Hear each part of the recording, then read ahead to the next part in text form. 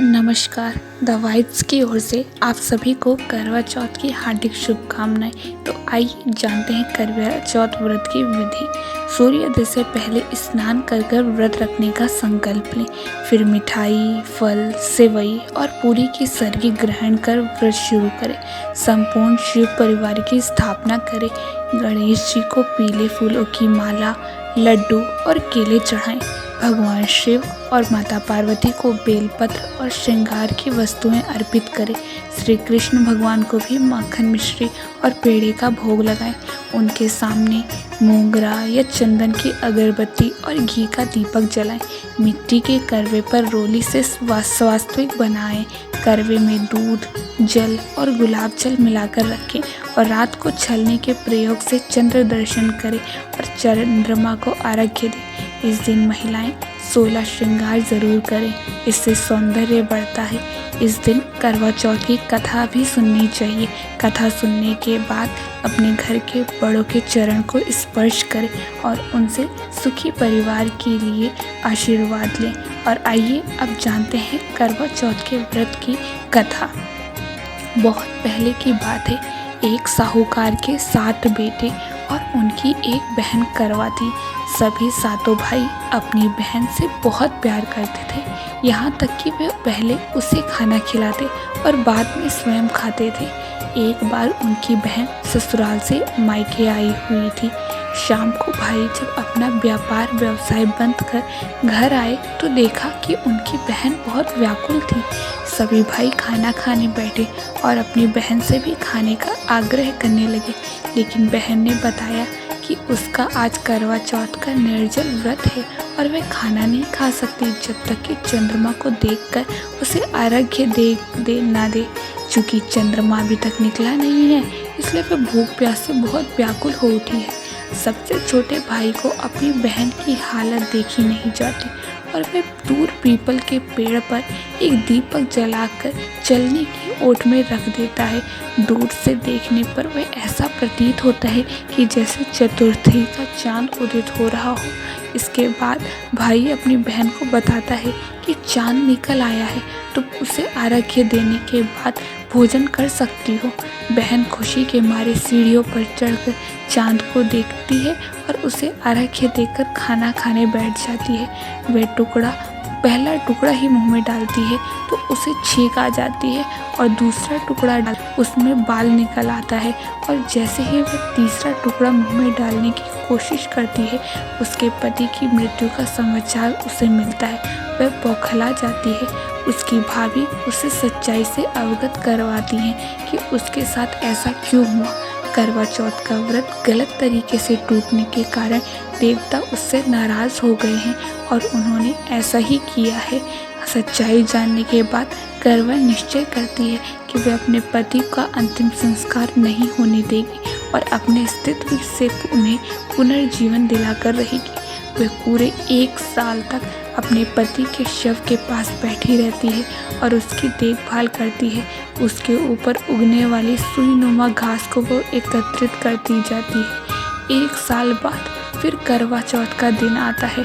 उसकी सभी भाभियाँ करवा चौथ का व्रत रखती हैं। जब भाभियाँ उससे आशीर्वाद लेने आती हैं तो वह प्रत्येक भाभी से यम सुई ले लो, पिए सुई दे दो, मुझे भी अपनी तरह सुहागिन बना दो, ऐसा आग्रह करती है। लेकिन हर भाभी उसे अगली भाभी से आग्रह करने का कहकर चली जाती है। इसी प्रकार जब 6वें नंबर की भाभी आती है तो करवा उससे भी यही बात दोहराती है। यह भाभी उसे बताती है कि चूंकि सबसे छोटे भाई की वजह से उसका व्रत टूटा था, अतः उसकी पत्नी में ही शक्ति है कि वह तुम्हारे पति को दोबारा जीवित कर सकती है। इसलिए जब वह आए तो तुम उसे पकड़ लेना और जब तक वह तुम्हारे पति को जिंदा ना कर दे उसे नहीं छोड़ना। ऐसा कहकर वह वहाँ से चली जाती है। सबसे अंत में छोटी भाभी आती हैं। करवा उनसे भी सुहागिन बनाने का आग्रह करती है, लेकिन वह टाल मटोली करने लगती है। इसे देख करवा उन्हें जोर से पकड़ लेती है और अपने सुहाग को जिंदा करने के लिए कहती है। भाभी उससे छुड़ाने के लिए नोचती हैं, खसोटती हैं, लेकिन करवा उन्हें नहीं छोड़ती है। अंत में उसकी तपस्या को देख भाभी पसीज जाती हैं और अपनी छोटी उंगली को चीरकर उसमें से अमृत उसके पति के मुंह में डाल देती हैं। करवा का पति तुरंत श्री गणेश कहता हुआ उठता है। इस प्रकार प्रभु कृपा से उसकी छोटी भाभी के माध्यम से करवा को अपने सुहाग वापस मिल जाता है और कहते हैं, हे श्री गणेश, हे माँ गौरी, जिस प्रकार करवा को चीर सुहागन का वरदान मिला है, वैसे ही सब सुहागिनों को मिले। तो दोस्तों, ये है करवा से प्रचलित व्रत कथा, और इसी के साथ एक और व्रत कथा भी प्रचलित है। आइए वो भी जान लेते हैं। करवा चौथ की कहानी है कि देवी करवा अपने पति के साथ तुंगभद्रा नदी के पास रहती थी। एक दिन करवा के पति नदी में स्नान करने गए तो एक मगरमच्छ ने उनका पैर पकड़ लिया और नदी में खींचने लगा। मृत्यु करीब देखकर करवा के पति करवा को पुकारने लगे। करवा दौड़कर नदी के पास पहुंची और पति को मृत्यु के मुंह में ले जाते मगर को देखा। करवा ने तुरंत एक कच्चा धागा लेकर मगरमच्छ को एक पेड़ से बांध दिया। करवा के अस्तित्व के कारण मगरमच्छ कच्चे धागे में ऐसा बंधा कि टस से मस नहीं हो पा रहा था। करवा के पति और मगरमच्छ दोनों के प्राण संकट में फंसे थे। करवा ने यमराज जी को पुकारा और अपने पति को जीवन दान देने और मगरमच्छ को मृत्यु दंड देने के लिए कहा। यमराज ने कहा, मैं ऐसा नहीं कर सकता क्योंकि अभी मगरमच्छ की आयु शेष है और तुम्हारे पति की आयु पूरी हो चुकी है। क्रोधित होकर करवा ने यमराज से कहा, अगर आपने ऐसा नहीं किया तो मैं आपको श्राप दे दूंगी। सती के श्राप से भयभीत होकर यमराज ने तुरंत मगरमच्छ को यमलोक भेज दिया और करवा के पति को जीवन दान दिया।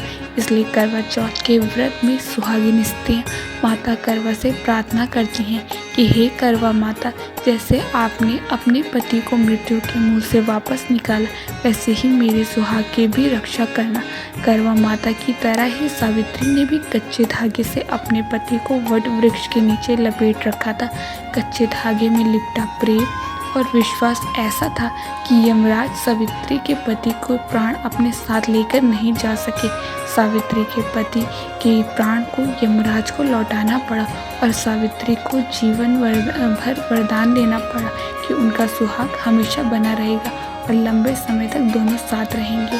तो दोस्तों, ये थी करवा से प्रचलित व्रत कथा, और आप सभी को करवा चौथ की एक बार दोबारा से शुभकामनाएं। और ऐसी रोचक जानकारी के लिए वीडियो को लाइक करें, चैनल को सब्सक्राइब करें। धन्यवाद।